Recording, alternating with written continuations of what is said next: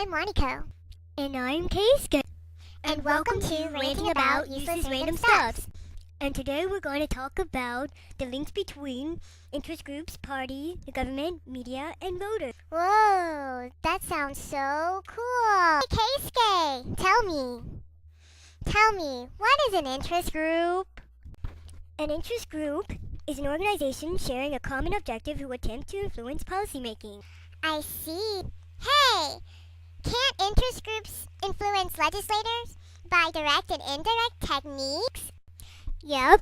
Direct techniques are where interest groups have interactions with government officials to influence them, and an indirect technique is a strategy where interest groups use third parties or constituents to influence government officials. No way! What are some techniques?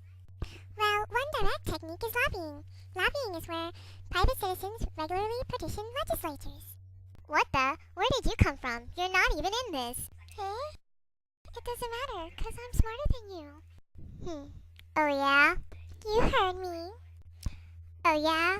Well, Miss Little I Know Everything, whoever names the most indirect or direct techniques win.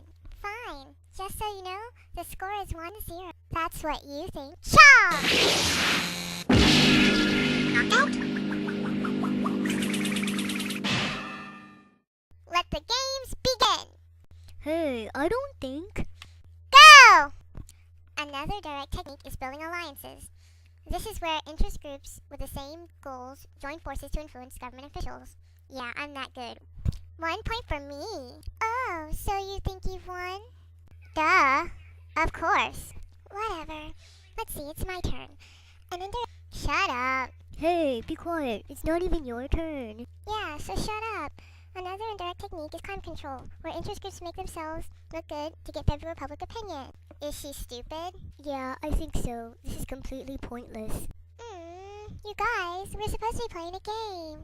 We're supposed to be talking about indirect and direct techniques. Well, another direct technique is where interest groups help out the campaigns of political parties to help them get re-elected. Where did she come from? Hey, well, no one cares. Other forms of direct techniques are demonstrating, boycotting, or even protesting. Ooh, see the police? Yeah, so what? Nah, let me tell you something. He's just jealous. Right, like anybody would want to be like you. Yeah, so what about the media?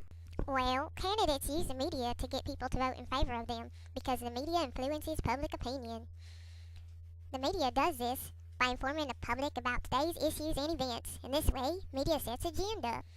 Oh yeah, doesn't the media set agenda by determining which public policy questions will be debated or considered? Doesn't that influence the passage of legislation? Hey! Stop picking your ears with your foot! That is disgusting. Hee hee. The media also influences political campaigns with public opinion. Public opinion pressures legislature to make a policy or give reluctancy to do so. The media also loves political events, and it acts like a watchdog to candidates by keeping an eye on them. Sometimes they only show the horse race, which is basically showing who's in the lead. Could you please not do that? Oh no! I don't want to see this! Yeah, whatever. The media can also influence those voters who have not formed political opinions yet, and in a way shape their feelings and thoughts. But not all voters. Yeah, but voters help control who has the power in the government just simply by voting. Hasn't there been a decline in voting? Yeah, it's called low vote turnout. Really? Well, is it bad? Well, with low vote turnout, few people decide who has the power. But it could also mean that voters are satisfied with the status quo, or the existing state of affairs. The lower turnout, the more easily interest groups can influence the outcomes and ultimately influence government policy. So wait, has there been any restrictions on any of this? Yeah, restrictions have been placed on interest groups. The Federal Regulation and Lobby Act of 1946 makes lobbyists register with the federal government. This restricts lobbyists from pretty much doing whatever they want, and it limits the number of lobbyists an interest group can have. Yeah. There is also the Lobby Disclosure Act of 1955, which makes lobbyists register with the government if they try to influence the government at least 20% of their time. Gifts are also limited to $50 and no more than $100 a year of individual contributions. This limits the amount of financing candidates can get from interest groups. However, this did not stop them. Whoa, what's that? because they found a little thing called soft money. Soft money isn't regulated by federal or state law. Hey, didn't PACs raise money too? What are PAC? PAC stands for Political Action Committee. Parties and their campaigns are financed by these. However, PACs were restricted by the Federal Election Campaigning Act of 1971. It raised individual contributions to a candidate to $1,000, and it raised contributions to a political party to $20,000 in 1 year. This also reduced the amount of money political parties could gain. There was also a $5,000 limit on PACs. They had to raise it from 50 donors and give it to 5 candidates, 1 per donor. Other restrictions came later from the Bipartisan Campaign Reform Act, which banned soft money altogether and restricted issue ads. Even with that, the Bipartisan Campaign Reform Act raised individual contributions to a candidate to $2,000 and contributions to a party to $25,000. I want $25,000. Who in their right mind would give you any money? Restrictions were also placed on individuals to his or her own campaign. The Buckley versus Vallejo ruled this unconstitutional because they were protected by the First Amendment, which is justified as free speech. The First Amendment also protects interest groups and their activities due to the right to peaceably assemble and to petition the government mentioned in the First Amendment. This is why interest groups haven't been outlawed.